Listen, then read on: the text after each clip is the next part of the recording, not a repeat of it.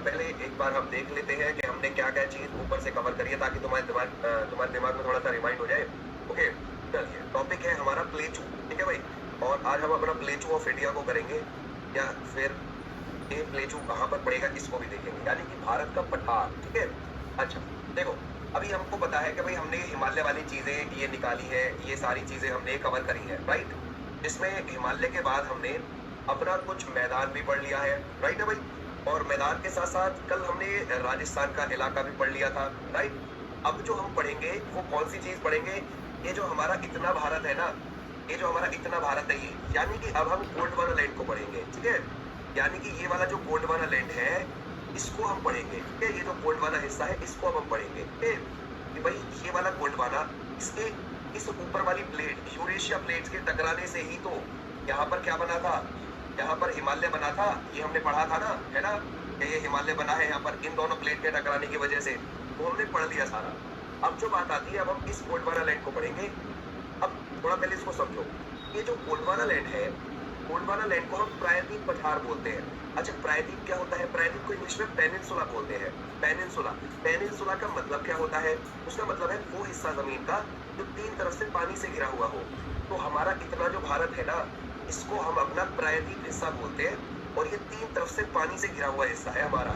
ठीक है, ऊपर से जमीन से जुड़ा हुआ है, ऊपर से टच है ये। ठीक है, यहाँ पर टच है ऊपर। ओके, पहली बात तो ये हो गया। अब पेनिनसुलर पठार बोल देते हैं इसको, यानी कि प्रायद्वीपीय पठार। क्यों सर इसको हम प्रायद्वीप पठार क्यों बोलते हैं इतने हिस्से को? क्योंकि प्रायद्वीप इसलिए बोलते हैं तीन तरफ से पानी से घिरा हिस्सा है। पठार इस वजह से बोलते हैं क्योंकि सारे पर पठार है, इस पर इतने हिस्से पर आपको पठार ही पठार देखने को मिलेंगे। ठीक है, तो इस वजह से इसको पेनिनसुलर प्लेटू बोलते हैं। ठीक है, इतने वाले हिस्से को गोंडवाना लैंड बोलते हैं हम। तो आप इसको लिख सकते हो, ये हमारा गोंडवाना हो गया, या फिर आप इसे पेनिनसुलर, ठीक है भाई, पेनिनसुलर प्लेटू बोल सकते हो। ठीक है भाई, क्लियर हो जाएगा। यानी कि प्रायद्वीपीय पठार बोल सकते हो, प्रायद्वीपीय पठार इस वाले हिस्से पर। अब जैसे मैं कल को आपको बोलूं, भाई यहाँ पर हमें कर्नाटक पड़ता है, कर्नाटक हमारा किसका हिस्सा है? तो आप बोलोगे सर प्रायद्वीप पठार का है, वो तो इस वाले हिस्से पर बसा हुआ है, यानी कि गोंडवाना लैंड का है। या फिर आप ये बोल सकते हो कि सर अगर जैसे मैं पूछूं कि भाई आपसे हरियाणा किसका हिस्सा है, तो आप बोलोगे जी हरियाणा तो ऊपर मैदान में पड़ता है ना, ऊपर जो महान मैदान है उसमें पड़ता है। ओके, कल को बोलो हिमाचल प्रदेश किसका हिस्सा है, तो आप बोलोगे ये तो ऊपर हिमालयन क्षेत्र में पड़ता है हिमाचल प्रदेश। तो ऐसे ही मैं आपसे बोलूं केरला किसका हिस्सा है, आप बोलोगे जी गोंडवाना लैंड का हिस्सा है, यहाँ पर बसा हुआ है केरला। ऐसे आपने ध्यान रखना है कि कौन सी चीज कहाँ पर बसी हुई है, ये ध्यान रखनी। ठीक है, चलो अब चलते हैं आगे। अब आप हेडिंग डालो। अब हम अपना इस वाले हिस्से को पढ़ना शुरू करेंगे, ये वाला। ठीक है भाई, ये वाला हिस्सा, इस वाले हिस्से पर क्या क्या चीज आपको देखने को मिलती है फिर वो भी देखेंगे। तो आपकी हेडिंग होगी हमारी पेनिनसुलर प्लेटू। पेनिनसुलर प्लेटू बहुत आसान चीज है ये, इसमें कुछ भी नहीं है। यहाँ से क्वेश्चन कैसे बनेगा ये भी देखेंगे। प्रायद्वीप पठार आप डालोगे, प्रायद्वीप पठार, ये क्या है प्रायद्वीप पठार, क्या नहीं है, इसको देखते हैं। अच्छा ठीक है, ये इसको हम गोंडवाना लैंड बोलते हैं। सबसे पहले ये लिखो, इसे हम गोंडवाना भी बोलते हैं, इसे हम गोंडवाना भी बोलते हैं, ये लिख लीजिए। तो भाई क्लियर हो जाएगा, गोंडवाना, इसे हम गोंडवाना भी कहते हैं।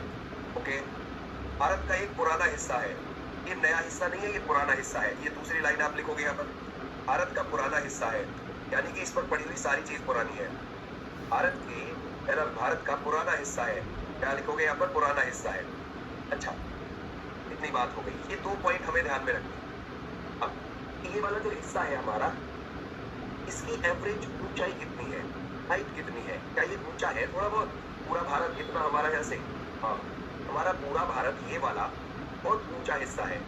तो ऊपर आपने मैदान देखे थे ना अभी, वो ऊंचे नहीं थे, मैदान एक नीचा हिस्सा था। ये हिस्सा ऊंचा है, उठा हुआ है ऊपर। ठीक है, उठा हुआ है, कहीं से ज्यादा कहीं से कम। जैसे यहाँ से ज्यादा उठा हुआ है, फिर यहाँ कम हो गया, फिर यहाँ से ज्यादा उठा हुआ है, फिर यहाँ कम हो गया, फिर यहाँ से उठा हुआ है, फिर यहाँ कम हो गया। तो ऐसे आप एक अंदाजा देखोगे कि ये हिस्सा कहीं से उठा हुआ है ज्यादा, कहीं से नीचा है। तो अगर हम इसकी एवरेज हाइट निकालें तो ये अच्छा खासा 600 से 900 मीटर उठा हुआ मिले। ओके, क्लियर हो जाएगा। ऐसे आपने जाना तो सर ये कितना ऊंचा है? 600 से 900 मीटर उठा हुआ है, इसकी ऊंचाई है। इसकी ऊंचाई आपको कितनी देखने को मिलेगी? एवरेज ऊंचाई आपको मिलेगी 600 से 900 मीटर आपको। ठीक है, क्लियर हो जाएगा, 600 से 900 मीटर है। यानी कि सर कभी भी हमसे पेपर में यूं पूछ जाए कि सर ये जो हमारा प्रायद्वीप भारत है इसकी औसत ऊंचाई कितनी है, प्रायद्वीप भारत मतलब सिर्फ इतना हिस्सा, तो आप बोलोगे कि इसकी औसत ऊंचाई है 600 से 900। जब एवरेज 600 से 900 है तो इसका मतलब कहीं कहीं से ज्यादा भी उठा होगा, कहीं से 1500 मीटर उठा होगा, कहीं से 2000 मीटर उठा होगा और कहीं से 200 ही मीटर उठा होगा, है ना। अभी तो इसकी औसतन हाइट 600 से 900 मीटर के बीच में आ रही है। सही बात है भाई, ये हो गई हमारी बात। अब दूसरी बात, ये 600 से 900 मीटर उठा होगा। पहली बात, पठार किसको कहते हैं? आ जाओ देखो बच्चे, पठार का मतलब क्या होता है, प्लेटू का मतलब क्या होता है। देखो, जमीन से उठा हुआ एक हिस्सा, इसकी औसत हाइट 250 से 500 मीटर हो, मतलब उसकी ऊंचाई तो होनी चाहिए कितनी, 250 से 500, और ऊपर से समतल होना चाहिए, यानी कि वो ऐसा होना चाहिए, उसको हम प्लेचू बोलते हैं, उसको हम पठार बोलते हैं। और वो कितना ऊंचा होना चाहिए? 250 से 500 मीटर की ऊंचाई पर होना चाहिए, है ना भाई। 250 से 500 मीटर की ऊंचाई पर आपको देखने को मिलेगा, है ना। उसमें ऐसे पहाड़ों की तरह चोटी ना हो, ऐसे चोटी ना हो, ऐसे ऊपर से वो समतल होना चाहिए। उसको हम क्या बोलते हैं? उसको हम बोलते हैं पठार। बस इतना ही आप ध्यान रखना। उसकी एवरेज हाइट आपको कितनी मिलेगी? 250 से 500, और ऊपर से जो है वो समतल देखने को मिलेगा। अब हमारा जो ये भारत है ना, इतना, ये ऐसा ही है, समझिए। ज्यादातर इस पर ऐसे ही पठार मिलेंगे, ऊपर से फ्लैट बिल्कुल समतल, चाहे कोई सा भी पठार आओ वो ऐसा ही मिलेगा। आपको ये पठार देखने को मिल जाएगा, इतना ध्यान रखना। तो क्लियर है यहाँ तक? पठार का मतलब आप समझ गए कि सर ये सारा हिस्सा ऐसा है, फ्लैट उठा हुआ हिस्सा है। अब मैं तुम्हें एग्जांपल के लिए दिखा दूं कि ये कैसा आपको देखने को मिलता है, फिर आपके एक और इमेज जाएगी दिमाग में कि हाँ भाई ये ऐसा हमें दिखता है, हमारा पूरा भारत नीचे का ऐसा है। और ऐसा नहीं है कि सिर्फ पूरे भारत पर पठार ही पठार मिलेंगे, कहीं पहाड़ी नहीं मिलेगी, थोड़ी थोड़ी जगह पहाड़ी मिलेगी, वो मैं बता दूंगा कि कहाँ कहाँ है। ठीक है भाई, चलो अब हम ये देखते हैं प्लेचू कैसा होता है, एक पठार कैसा होता है। ओके भाई, प्लेचू हमें दिखता कैसा है? ठीक है, देखो ऐसा दिखता है बच्चे। तो ये प्लेचू होता है ना, वो कुछ कुछ ऐसा दिखता है, ऐसा दिखता है प्लेचू। ऊपर से समतल होता है प्लेचू, हमेशा ध्यान रखो। फिर ये जो प्लेचू आपको देखने को मिलेगा, दिख गया ऐसा, ऐसा, यानी देखो ऊपर से समतल है वो बिल्कुल, यहाँ से भी समतल है, पीछे वाला वो भी समतल है और उठा हुआ है जमीन से, ऐसा होता है प्लेचू। ठीक है, तो प्लेचू ऐसे होते हैं, पठार ऐसे होते हैं, बिल्कुल ऊपर से आपको ऐसे फ्लैट देखने को मिल जाएंगे। ठीक है भाई, ऐसे आपको ये फ्लैट देखने को मिल जाएंगे। और मैं आपको कौन सा दिखाऊं? और मैं आपको ये वाला दिखाता हूँ, ये देखो, ये हमारा हो जाएगा। ओके, एक सेकेंड जरा, ये हमारा हो जाएगा यहाँ पर। ठीक है, आ गया, ये रहा, इसमें दिख रहा है, ये देखो, ये रहा, पीछे से देखो वो बिल्कुल समतल है ना। ऐसा हमारा भारत ऐसा ही मिलता है सारा नीचे का। अब सोचो, ठीक है, क्लियर हो जाएगा। आ जाओ, तो ऐसे भी आप ध्यान रखोगे। एक बच्चा कह रहा है सर ये बना कैसे था? अभी बताऊंगा। ठीक है, अभी बताऊंगा ये कैसे बना है, क्या क्या वजह रही है इसकी। देखो, ये देखो, ये रहा समतल। ठीक है भाई, क्लियर हो जाएगा। ऐसे आपने ध्यान रखना है कि यहाँ पर ये प्लेचू का निर्माण कैसे हुआ, अभी बताता हूँ वो। ठीक है, तो उम्मीद है ये तुम्हारी सारी चीजें यहाँ पर ऐसी हो गई। ठीक है भाई, अब चलू मैं, अब ये कैसे बना ये बता देता हूँ एक बार। देखो, अभी पहले इसको होल्ड रखते हैं यहाँ पे। ठीक है, और ये हमने पता कर लिया कि ऐसा होता है प्लेचू, हमने ये भी लिख लिया। ठीक है, अब ये बना कैसे? ऐसा था, इस वाले एरिया पर, ये जो हमारा भारत है ना इतना, ये जो गोल्ड वाला लैंड है, इस वाले एरिया पर, यहाँ पर पृथ्वी के नीचे हमारे लिक्विड होता है, जैसे हमारी पृथ्वी की परत है, पृथ्वी के अंदर ना लिक्विड होता है, तरल पदार्थ होता है, उसको बोलते हैं मैग्मा। क्या बोलते हैं बच्चे? मैग्मा। अब मैग्मा किसी एरिया में तो प्रेशर के साथ बाहर आता है, किसी एरिया में आराम से बाहर आ जाता है। मतलब किसी एरिया में जब ये बाहर आएगा एकदम प्रेशर के साथ आएगा, ऐसे करके पूरी तरीके से फटेगा और ये एक वोल्केनो का रूप ले लेगा। समझ गए? यानी कि इसने एक ऐसा कोन जैसा, है ना भाई, वोल्केनो है ये, है ना, यानी कि ज्वालामुखी है, कोन जैसा, शंकु जैसा, और ये ऐसा रूप ले लेता है, तभी तो ये इस स्पीड में बाहर आता है, पूरी स्पीड में बाहर। समझ गए? तब आके फैलने लगता है आसपास के इलाके में। ठीक है, फैलने लगता है आसपास के इलाके में। आपने देखे होंगे ज्वालामुखी। लेकिन कहीं कहीं पर क्या होता है कि वो प्रेशर से बाहर नहीं आते।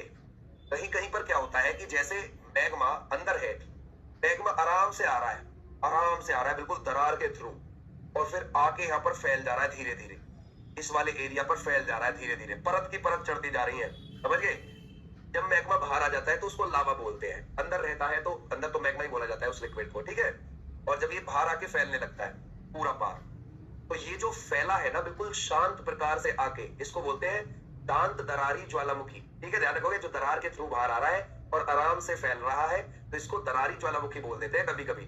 और ये वाला जो है ये शंकुआकार ज्वालामुखी है, ये प्रेशर के साथ बाहर आ रहा है और ये बहुत आराम से आ रहा है। ठीक है भाई, तो ये आराम से आया और फैल गया और इलाके में अलग अलग परत की परत चढ़ती चली गई।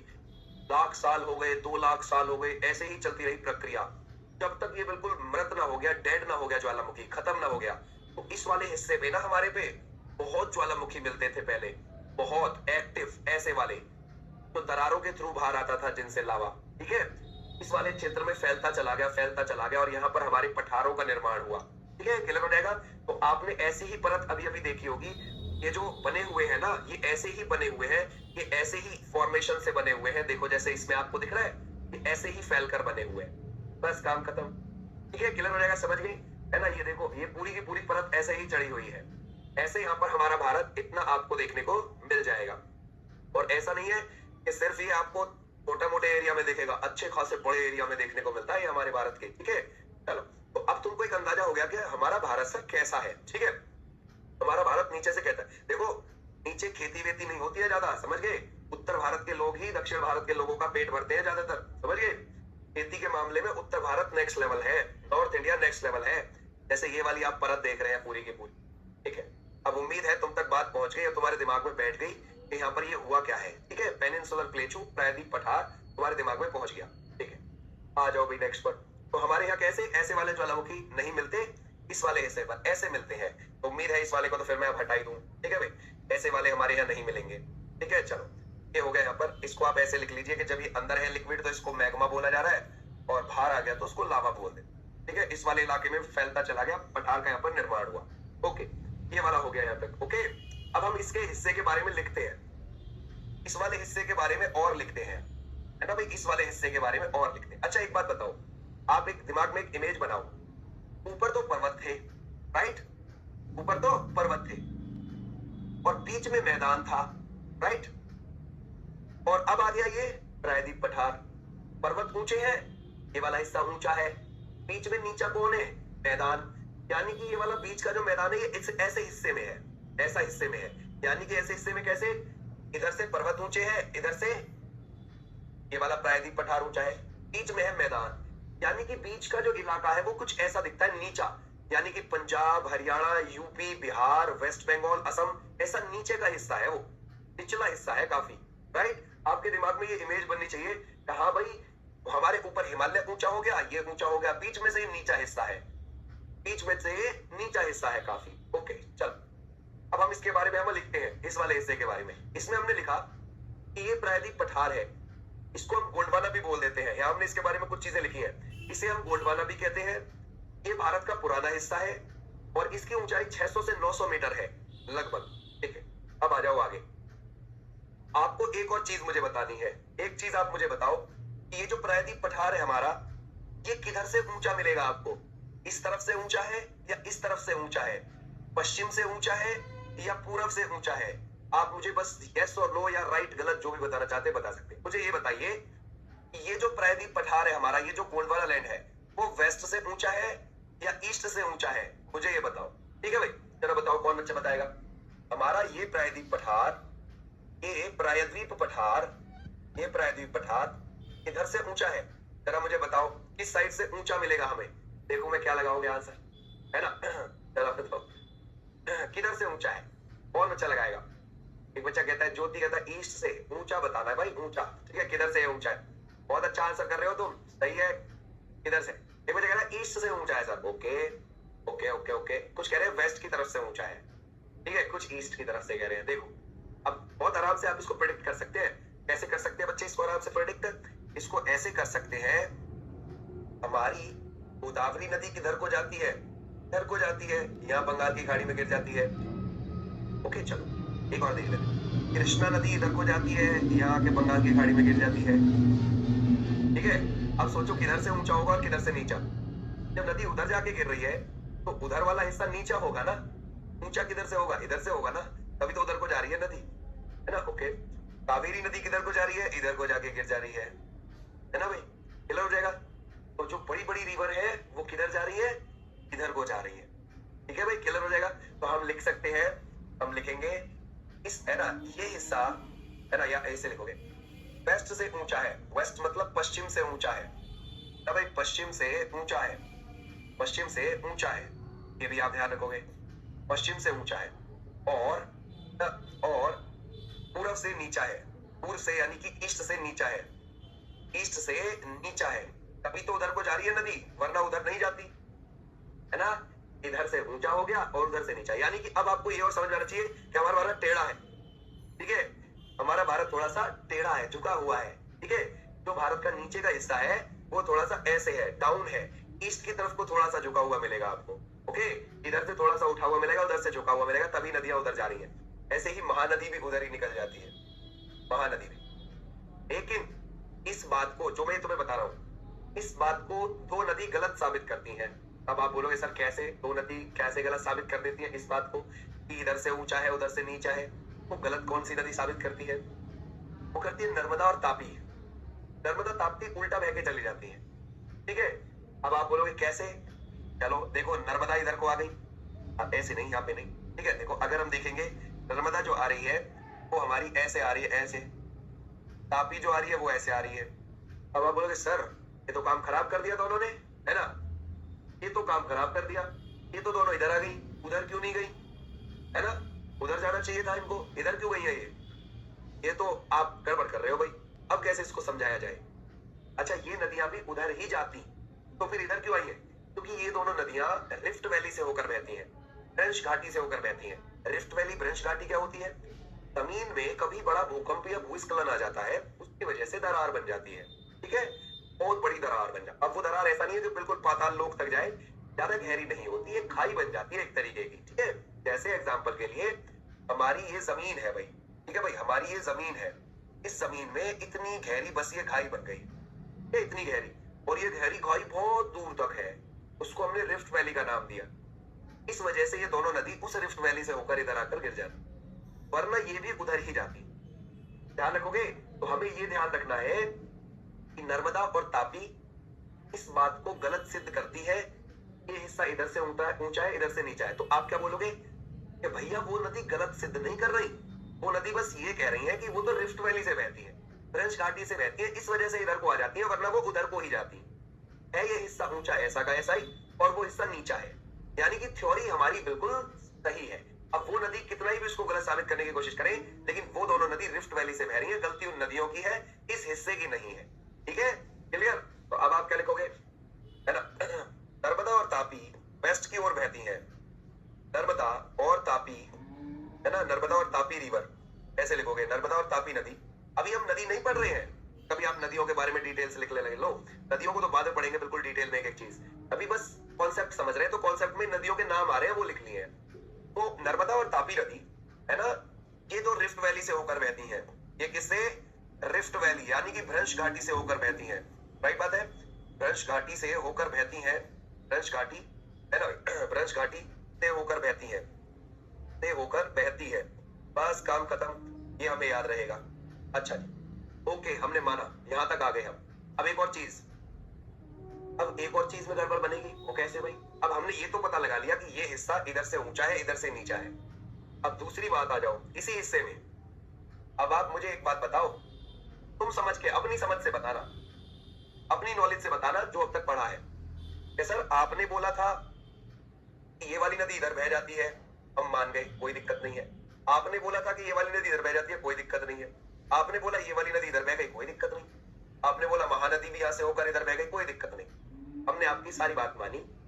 अब आप मुझे ये बताओ कि जो ये चंबल है ये क्यों ऊपर को चली जाती है?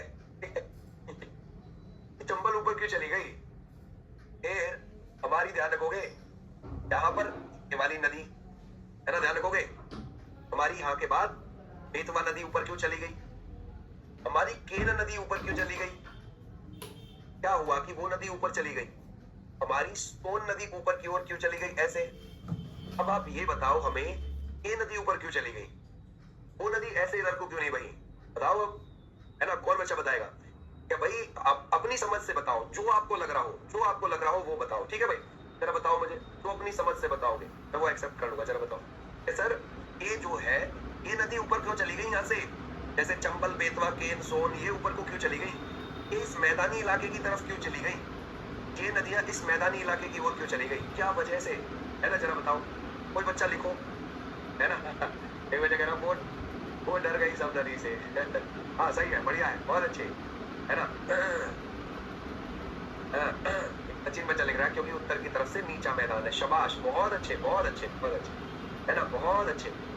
अब देखो इधर से, ये जो इतना हिस्सा है ना हमारा, इतना, ये जो इतना हिस्सा है, यानी इस पूरे पेनिनसुलर प्लेटू का, प्रायद्वीप पठार का ऊपर का जो हिस्सा है, यानी उत्तर का जो हिस्सा है, इसका उत्तर का जो हिस्सा है उसकी ढलान उत्तर को ही है, यानी कि इसका ऊपर के हिस्से की स्लोप ऊपर ही है, ऊपर को ही चली जाती है वहां से नदियां। ठीक है, क्लियर हो जाएगा। ऐसे आप ध्यान रखोगे तो मैं यहाँ पर ये लिख दूं कि पेनिनसुलर प्लेटू की, ओके भाई, पेनिनसुलर प्लेटू की, है ना, पेनिनसुलर प्लेटू की नॉर्थ स्लोप किधर है बच्चे, ध्यान रखोगे, नॉर्थ स्लोप यानी कि उत्तरी ढलान उत्तर को ही है। ठीक है भाई, ध्यान रखोगे, उत्तरी ढलान वो कहाँ है, उत्तरी ढलान उत्तर में ही है, यानी कि नॉर्थ में ही है। ये आपको याद रहनी चाहिए, नॉर्थ में ही है, इसीलिए वो नदी ऊपर को चली गई, ये कारण था। ये भाई क्लियर हो जाएगा। ये ऊपर, ये जो हमारा प्रायद्वीप पठार है, इसका ऊपरी हिस्से की ढलान ऊपर को ही है, इसलिए वो चली गई। ठीक है, क्लियर हो जाएगा। ऐसे आपने ध्यान रखना। अभी मैंने एक चीज बताई थी आपको, ये वाली चीज ध्यान रखनी है। ये वाली क्या, इधर हिमालय है, इधर पेनिनसुलर प्लेटू है, बीच में गंगा का मैदान है, तो गंगा का मैदान तो नीचा है ना, ऊपर से हिमालय वाली नदी भी गंगा के मैदान की तरफ को बहती है, ये वाली नदी भी गंगा के मैदान को तरफ को चली गई, तो बीच वाला हिस्सा नीचा हो गया हमारा, गंगा वाला हिस्सा, मैदान वाला हिस्सा नीचा हो गया हमारा। ठीक है, ऐसे आपने ध्यान रखना है। तो हमारा कौन सा बच्चे, पेनिनसुलर प्लेटू की नॉर्थ स्लोप, है ना, यानी कि उत्तरी ढलान, ये आपको कहां पर देखने को मिलेगी, उत्तर में ही है ना, इसीलिए। तो अब आप यहाँ लिखोगे इसलिए ना, कुछ नदियां उत्तर की ओर बहती है, कुछ नदियां आपको कहां की ओर देखने को मिलेंगी, कुछ नदियां, है ना, नॉर्थ की ओर बहती है, नॉर्थ की ओर बहती है, ये हमें याद रखना है ना, क्लियर हो जाएगा। बस इतना हमें ध्यान रखना है। जैसे एग्जांपल के लिए कुछ नदियां कौन कौन सी, जैसे कि आप चंबल लिख सकते हो, यहाँ पर चंबल हो गई, जैसे कि बेतवा हो गई, जैसे कि केन हो गई ना, केन, है ना भाई, क्लियर हो जाएगा। ऐसे आप ध्यान रखोगे, सोन हो गई, ऐसे आपने ध्यान रखना है, सोन या फिर ईटीसी। ठीक है भाई, छोटी मोटी नदियां सब लिख सकते हो इसमें। तो ऐसे हमें ध्यान रखना है कि ये कारण था जो ऊपर को चली। ठीक है, क्लियर है। ऐसे यहाँ तक हमारी डन सारी चीजें, ये भी हमें समझ में आ गया कि भाई ये प्रायद्वीप पठार है। ओके, इतनी बात हो गई। अब प्रायद्वीप पठार में, प्रायद्वीप पठार पूरा हो गया। अब इसमें कुछ हिस्से बनेंगे हमारे अलग अलग, जैसे एग्जाम्पल के लिए आ जाओ इधर। ऐसे ही हमारा प्रायद्वीप पठार हमने पढ़ लिया, इसके बारे में हमें पता चल गया। अब इसको हम डिटेल में कैसे पढ़ेंगे, बहुत सिंपल है, हमारे भारत को भी नीचे से पढ़ना। जैसे इतना हिस्सा, इतने हिस्से में क्या आता है, इसको पढ़ेंगे अब हम। इतने हिस्से में क्या आता है, इसको पढ़ेंगे अब हम। इतने हिस्से में क्या आता है, वो पढ़ेंगे अब हम। ठीक है, ऐसे पढ़ेंगे। अब हम इस हिस्से को बांट के पढ़ेंगे, इस प्रायद्वीप पठार के अलग अलग नाम से पढ़ेंगे। जैसे इनका नाम देंगे हम केंद्रीय उच्च भूमि, केंद्रीय मतलब सेंट्रल हाईलैंड। केंद्रीय उच्च भूमि में क्या क्या चीजें आती हैं, ये हो गए दक्षिण के पठार, यानी कि साउथ के पठार। ये हो गए पूर्वी पठार, क्या भाई, पूर्वी पठार के इधर क्या क्या चीजें आती हैं पूर्वी पठार में, इनको अब हम पढ़ेंगे। और ये बहुत सिंपल चीजें हैं और नॉलेज इनमें भरपूर है। जैसे अभी हमने इस वाली चीज में देखी ना, खूब अच्छे से हमें पता चला कि भारत कैसा है, हमें किधर से ऊंचा, किधर से नीचा और किधर को इसकी स्लोप है। ऐसे ही सेम इसमें आपको देखने को मिलेगी। ठीक है, तो अब हम इसको पढ़ने वाले हैं अब आगे। तो मैं आपको ये इसमें डाल दूं ताकि आपको हिट करे दिमाग में कि हाँ भाई हम सबसे पहले क्या पढ़ेंगे। तो इस वाले हिस्से पर अब हम जो पढ़ेंगे सबसे पहले वो पढ़ेंगे सेंट्रल हाईलैंड्स। अब आपकी हेडिंग क्या होगी, केंद्रीय उच्च भूमि। सबसे पहले हम इस हिस्से को पढ़ेंगे, तो हमारी हेडिंग होगी अब केंद्रीय उच्च भूमि। केंद्रीय क्यों बोलते हैं, क्योंकि भारत का इसको बीच का इलाका बोला जाता है, इस वजह से बोलते हैं इसको केंद्रीय। उच्च भूमि क्यों बोलते हैं, क्योंकि ऊंचा स्थान है यहाँ पर। ठीक है, इसलिए बोलते हैं उच्च भूमि। तो हम इसको वो क्या बोलेंगे, सेंट्रल हाईलैंड बोलेंगे, सेंट्रल हाईलैंड्स। ठीक है भाई, क्लियर हो जाएगा, सेंट्रल हाईलैंड। तो अब हम इन्हीं को देखेंगे, सेंट्रल हाईलैंड्स। इस केंद्रीय उच्च भूमि में आता क्या क्या है, अब ये देख लो पहले। इस केंद्रीय उच्च भूमि में जो आएगा, जैसे अरावली पर्वत के बारे में पढ़ेंगे, तो यहाँ पर हम लिख लेते हैं फर्स्ट हम क्या पढ़ने वाले हैं, अरावली के बारे में पढ़ने वाले हैं। ओके, अरावली हो गया। दूसरे नंबर पर क्या पढ़ने वाले हैं, यहाँ पर मेवाड़ का पठार यहाँ पर छोटा सा आएगा। ये किस किस राज्य में आता है मेवाड़ का पठार, वो बाद में देखेंगे, लेकिन पहले ये देख लेते हैं कि क्या क्या हम यहाँ पे पढ़ने वाले हैं और इस केंद्रीय उच्च भूमि में क्या क्या आता है। फिर हम यहाँ पर मालवा का पठार पढ़ेंगे। क्या भाई, इसी में मालवा का पठार जो मध्य प्रदेश में ज्यादा फैला हुआ है, फिर हम मालवा का पठार देखेंगे। फिर मालवा के पठार के दक्षिण में विंध्य पर्वतमाला को पढ़ेंगे यहाँ पर। ठीक है भाई, फिर हम क्या देखेंगे यहाँ पर, विंध्य। देख रहे हो कितनी सारी चीज आती है केंद्रीय उच्च भूमि में। विंध्य पर्वतमाला, इसको देखेंगे हम, विंध्य पर्वतमाला को। फिर हम विंध्य के नीचे सतपुड़ा को देखेंगे यहाँ पर। है सतपुड़ा पर्वतमाला को, तो हम अपना आगे भी लिख देते हैं यहाँ पर कि हम सतपुड़ा को पढ़ेंगे यहाँ पे, है ना, सतपुड़ा पर्वतमाला को पढ़ेंगे, ठीक है। फिर हम मालवा के नॉर्थ ईस्ट में, यानी कि मालवा के उत्तर पूर्व में बुंदेलखंड, और उसके आगे बघेलखंड का पठार भी पढ़ेंगे। तो आगे इसमें लिख देंगे हम इसमें कि हम यहाँ पर बुंदेलखंड, ओके भाई, बुंदेलखंड और बघेलखंड को पढ़ने वाले हैं, ठीक है। क्लियर हो जाएगा, बघेलखंड को पढ़ने वाले हैं, बघेलखंड पठार को हम पढ़ने वाले हैं, ठीक है भाई, क्लियर हो जाएगा। तो यहाँ पर ये भी पठार हो गया, बुंदेलखंड बघेलखंड। फिर उसके बाद हम एक और चीज देखेंगे, वो कौन सा है, इन मालवा के ऊपर ग्वालियर का पठार को पढ़ेंगे, ठीक है भाई, क्लियर हो जाएगा। फिर हम पढ़ेंगे ग्वालियर के पठार को, है ना। ये है हमारा सेंट्रल हाईलैंड्स, इसमें ये चीजें आती है, केंद्रीय उच्च बस काम करो, ओके, क्लियर हो जाएगा, समझिए कितनी सी चीजें थी ये। अब ये पेपर में कैसे पूछा जाता है, देखो यहाँ से भी क्वेश्चन, इनमें से कौन सा केंद्रीय उच्च भूमि का हिस्सा नहीं है, कल को क्या करेगा वो, दक्कन का पठार रख देगा उठा के, आप बोलोगे नहीं नहीं दक्कन का पठार नहीं आता सेंट्रल हाईलैंड में, आप मना कर दोगे, आपको रख देगा छोटा नागपुर का पठार यहाँ से, आप बोलोगे नहीं नहीं ये तो आता ही नहीं है, सेंट्रल हाईलैंड्स में यही चीज आती है बस, केंद्रीय उच्च भूमि में। यानी कि हमारे भारत के सिर्फ इतने हिस्से में कितनी सारी चीजें हैं, कितनी सारी चीजें हैं। कल को ऐसे भी पूछता है कि इनको उत्तर से नीचे की ओर लगाइए दक्षिण की ओर, तो आप क्या करोगे, सबसे ऊपर इनमें ग्वालियर का पठार, फिर मालवा का पठार, फिर यहाँ पर विंध्य पर्वतमाला, फिर सतपुड़ा पर्वतमाला, उत्तर से दक्षिण की ओर, कभी दक्षिण से उत्तर की ओर लगवा लेगा इनको। फिर बोलेगा कि इनको पूर्व से पश्चिम की ओर लगाइए, आप बोलोगे बघेलखंड का पठार, बुंदेलखंड का पठार, मालवा, मेवाड़ और फिर अरावली। फिर आपसे कभी कह देगा कि पश्चिम से पूर्व की ओर लगाइए, फिर अरावली, मेवाड़, मालवा, बुंदेलखंड, बघेलखंड, ऐसे आपने जाना है, ये बच्चे क्लियर हो जाएगा, ऐसे आपने ध्यान रखना है, क्लियर है, ऐसे यहाँ पर आपको ध्यान रखना है, ऐसे पेपर में हमारे पूछ लेता है इससे निकाल के क्वेश्चन, सिंपल सी बात है, ठीक है भाई, क्लियर हो जाएगा, समझिए। ये हमारा सेंट्रल हाईलैंड्स है, इसमें हम सबसे पहले अरावली पर्वतमाला को पढ़ेंगे अब नेक्स्ट क्लास में। सबसे पहले हम अरावली को डालेंगे, फिर उसके बाद हम फिर अगले वाले मेवाड़ के पठार को, जो राजस्थान में ज्यादा है, थोड़ा सा मध्य प्रदेश में टच है, फिर मालवा का पठार जो मध्य प्रदेश में ज्यादा है ना भाई, उसके बाद मध्य प्रदेश के साथ साथ गुजरात और राजस्थान में भी टच होता है, फिर उसके बाद ये बुंदेलखंड का पठार जो एमपी यूपी में लगा हुआ है, फिर बघेलखंड का पठार आगे, तो छत्तीसगढ़ एमपी यूपी में टच है, ठीक है भाई, ऐसे आप देखो। तो और फिर उसके बाद यहाँ पर विंध्य हो गई और ये सतपुड़ा हो गई, इनको हम पढ़ेंगे अगले, ठीक है, क्लियर हो जाएगा। तो ये हमारी यहाँ तक हमने बेस रख दिया है नीचे की चीजों का, बस यही चीज थी इसमें पढ़ने लायक, आगे तो इसमें रट्टा मारने वाली चीजें हैं। कैसे, जो हमारी चीजें ये जो हम देख रहे हैं ना कि भारत में है क्या क्या चीजें मिलती है, यही चीज है पढ़ने वाली, आगे जाके तो रट्टा मार चीजें चलेंगी, तो बस रटे जाओ, समझ गए। तो जो समझने लायक है भारत में वो यही चीजें समझने लायक है, ठीक है। और अगर तुम्हारे दिमाग में ये चीजें बैठ गई एक बार, फिर काम खत्म, फिर कोई दिक्कत ही नहीं है। चलो अब मैं मिलूंगा तुम्हें अगली क्लास में, ओके भाई।